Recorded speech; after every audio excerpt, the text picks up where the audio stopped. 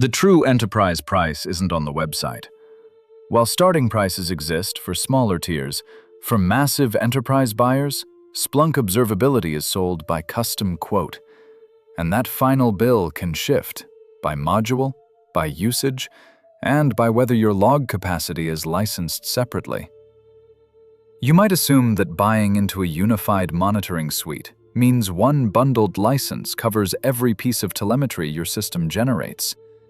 But the more we dig, the more the bill splits. Quote-based enterprise pricing, module-specific metering, and separate log economics. Why does Splunk Observability Enterprise look like one platform, but bill like several? This is no tech. When an engineering team modernizes their stack, the appeal of a single pane of glass is undeniable. The industry narrative is that you buy an observability platform, deploy the agents, and suddenly your metrics, traces, and logs are all in one place. And looking at the marketing architecture for Splunk Observability Cloud, it certainly looks cohesive. It promises to conquer application complexity, giving operators a single interface to debug a microservice without jumping between disconnected tools. But there is a gap between how software is engineered and how it is sold. While direct log ingest exists, established enterprises often rely on Log Observer Connect. But if Connect is part of observability, why can the logs it searches still require a separate legacy Splunk Enterprise or Splunk Cloud Platform log license? Hold that thought. We'll come back when we trace the logs. First, we need to understand why the initial cost is hard to pin down, and why procurement sees a very different system than the engineering floor. Move from the engineering floor to the procurement desk. If you buy a standard software tool, you usually go to a pricing page, pick a tier, and calculate your budget based on predictable metrics like user seats. If you check the Splunk website, you will find starting list prices for smaller tiers, like a base host fee for infrastructure or APM. But for massive deployments, Splunk does not publish a simple, universal public list price for enterprise agreements.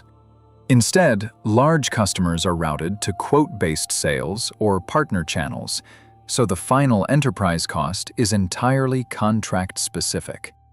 This creates a dynamic we call the empty price.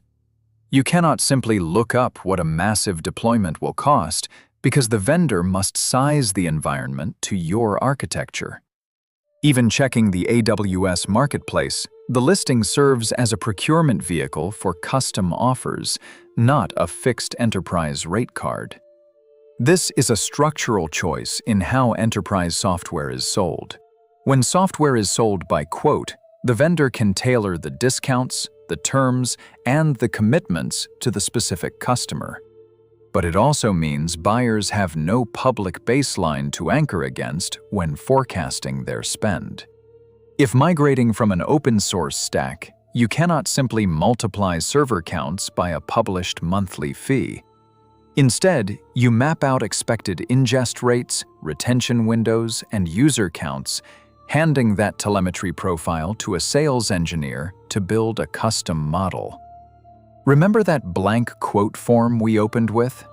That object exists because Splunk Observability Cloud is not licensed on a single unit across the whole platform. To see why the quote gets complicated, look at what happens when engineers actually turn features on. Now, open the module dashboard.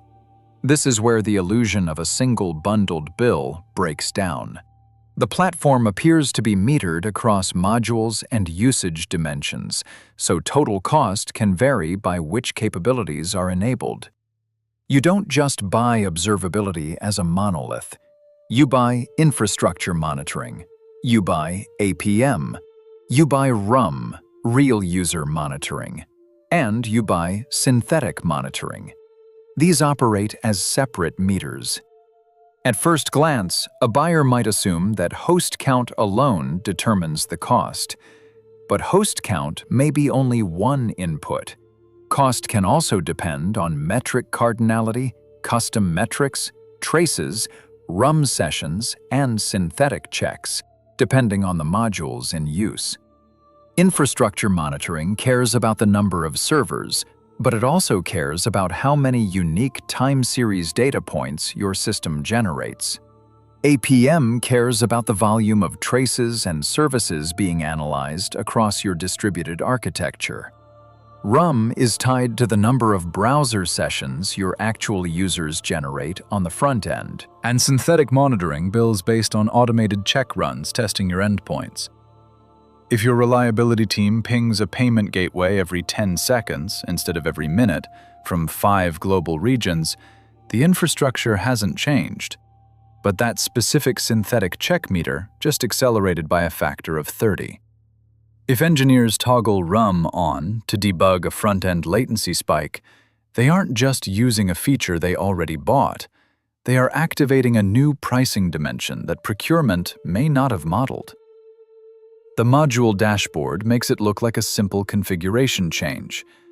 The contract treats it as a net new consumption stream. What looked like one unified subscription resolves into a negotiated stack of modules, usage, and contracts. Move from the module dashboard to the FinOps console. To understand how dangerous these separate meters can be to a budget, we have to look at how usage scales in production. When you buy software based on a physical unit, like a server, the cost is predictable. But when you buy software based on telemetry volume, the cost is determined by the behavior of your code.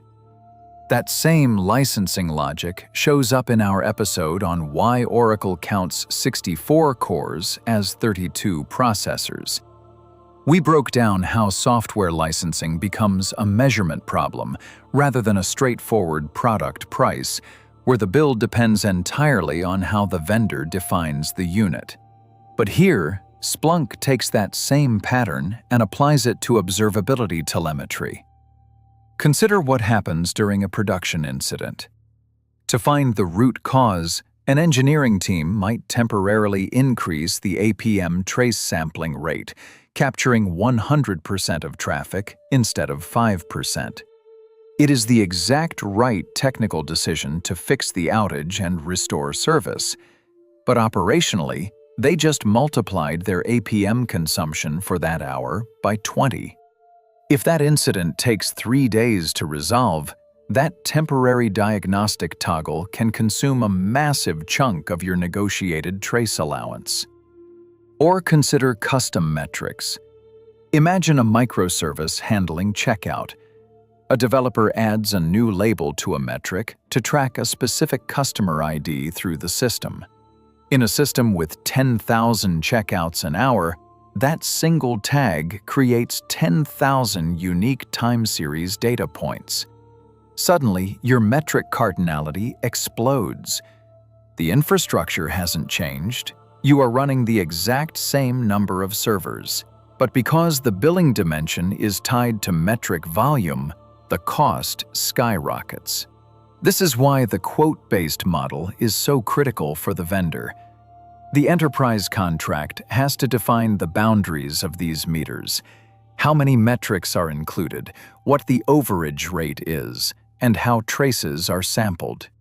You are not buying a product off a shelf.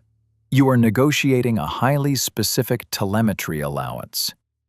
Now, step back from the telemetry dashboard and look at the underlying architecture. Even if you perfectly model your infrastructure metrics, your APM traces, and your RUM sessions, there is a massive blind spot remaining. Back to that split billing schematic from the beginning. This is the 2 columns reality. The right column holds the observability metrics we just discussed. The left column holds the logs. This dual structure creates real operational friction inside an enterprise.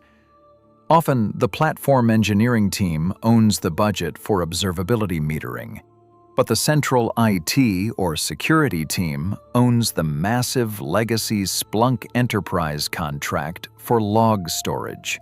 Organizations may have to manage separate enterprise log platform licensing and observability metering at the same time. When a critical database locks up, the APM trace showing the latency spike is billed on the observability contract. If you open the module dashboard, you only see the right side. The APM meters look perfectly optimized. But the gigabytes of raw database error logs generated by that crash are billed on the legacy Splunk Enterprise contract in the left column. Engineers look at one unified interface, but the CFO looks at two different vendor agreements with entirely different overage penalties. You generate data for two different meters owned by two different budgets to debug the exact same incident. Return to the engineering terminal, bringing us back to the question we delayed earlier. If Log Observer Connect is part of observability, why can the logs it searches still require a separate Splunk Enterprise or Splunk Cloud Platform log license? The answer is that while you can ingest logs directly via the OpenTelemetry collector, most established enterprises use Connect to avoid double paying for ingest. Because of this, observability and legacy log search economics are often additive. When an engineer uses the Splunk Observability UI to search established logs, they are using Log Observer Connect. It feels like one unified system. But Log Observer Connect does not store those legacy logs itself. It is essentially a window. It queries logs ingested, indexed, and stored in a completely separate system. The compute required to parse, index, and retain those petabytes of text data happens on Splunk Cloud Platform or an on-premise Splunk Enterprise cluster. You are paying for the glass, and you are paying separately for the massive storage engine that sits behind it. When you put all the pieces together, the myth of the simple sticker price vanishes. Enterprise buyers are routed through quote-based sales, not a universal public rate card.